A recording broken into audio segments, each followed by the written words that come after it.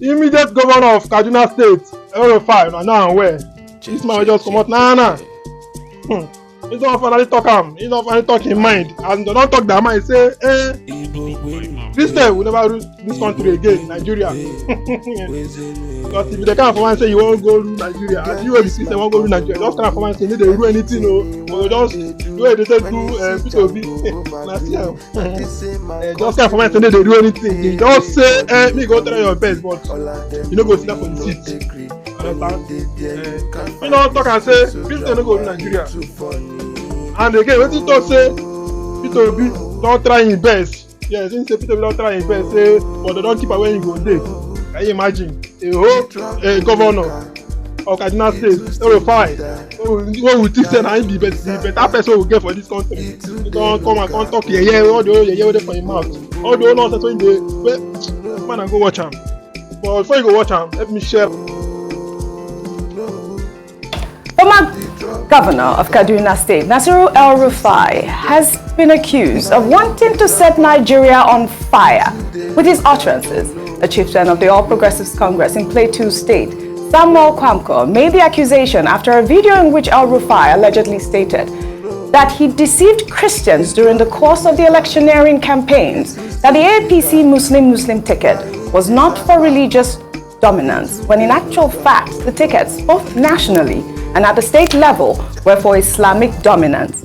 In the video, which has since gone viral, El-Rufai is reported to have also said that the victory of Bola Ahmed Tinubu had silenced the Christian Association of Nigeria, adding that he will sustain an Islamic-dominated government for 20 years and unending, not only in Kaduna State, but in Nigeria at large. Kwamko, who is also a former national director of the Christian Association of Nigeria, while reacting to El-Rufai's comments, expressed disappointment at his classification of citizens of his state as them versus us, which to him meant that the former governor cannot be exonerated from the wanton killings, demolition of houses, and places of worship of Christians in Kaduna. Well, let's take a listen to a short clip of that video before we come back for a discussion.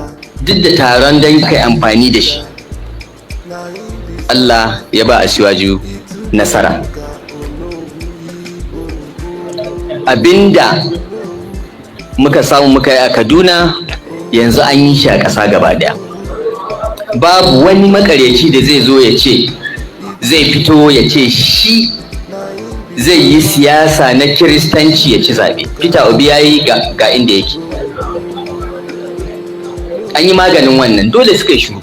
Tun da Asiwaju ya ci zabe kan tsit. To da haka ne za a samu zaman lafiya a ƙasar nan. To shi ma kaga ya aka sake aka ƙara sai komi sai ya wallahi abinda muka yi kenan, kuma ni da wasu daga cikin mu a ganin mu mun gama aikin. This has caused a huge debate on social media as well, but let me take a tweet before I take your comment. This person wrote, "It is really disappointing for El-Rufai to brag about religion in a country that is trying to heal. What is the point of the speech? What point is he trying to prove in an election that was clearly questionable? The APC, tell your man not to sow seed of discord in this country." Over to you. This is a tough one for me. I schooled in Kaduna, went to Sultan Bello Primary School. I went to FGC Kano. A number of my friends will refer to me as Dangarewa, Dankano, and things like that. I speak Hausa, and I didn't know that. Yes, I speak Hausa. I went to school in Kano. My school was just next to Serkin Zazau's palace, Sultan Bello Primary School. And when I look at this, when I listen to that tape, I am just praying, please God, let Malan Nasir come out and say, no, this was doctored, that this is not him, this is not true. Yeah, I waited 2 days to take the story. I've been waiting for that to happen, trending. but it hasn't happened. And I will reach out to him at some point over the next day or two, because I've known Nasir El-Rufai from the days when I was living in England. I came back in 2011, and I still say I know him fairly well. This is the same man that has a Yoruba man as his spokesperson, Muyiwa Adekaye. This is the same man that has a lot of friends in Lagos, all over the country. He has a lot of friends who are Igbo, who are Hausa, who are Christians, who are Muslims. This man that I'm seeing in this video, I honestly don't recognize. I don't recognize this person. I don't know what has happened. I don't know the reason why he will speak in this way or say this kind of thing. I am hoping that this is not a man who has been extremely pretentious, who has been behaving in a way that made everybody believe that he's a different kind of person. So this is not someone that I honestly recognize. It's condemnable. Everything he has said in this video is condemnable. And I'm hoping he will still come out and say it was misinterpreted or that's not what he said. But if this is what he has said, this is condemnable, is despicable, is not acceptable for anybody in public office, anybody outside of public office, no matter what you do. You cannot say things like this and be taken seriously as somebody who has been involved in so many things that have shaped the future of Nigeria, and somebody who has a level of influence and capacity to really shape the future of this nation.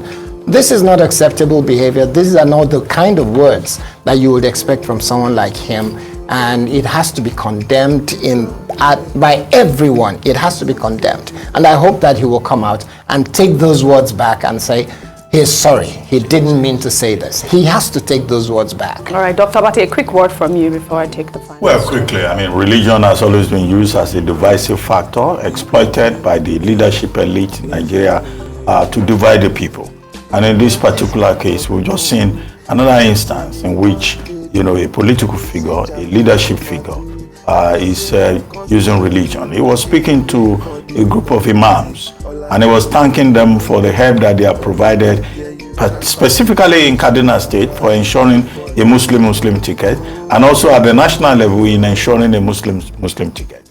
And he got carried away and got to the extent of saying that, look, a Muslim leadership will be imposed, both in Kaduna State and also at the national level of Nigeria for the next 20 years. That in itself is insensitive, is provocative, it doesn't show enough intelligence.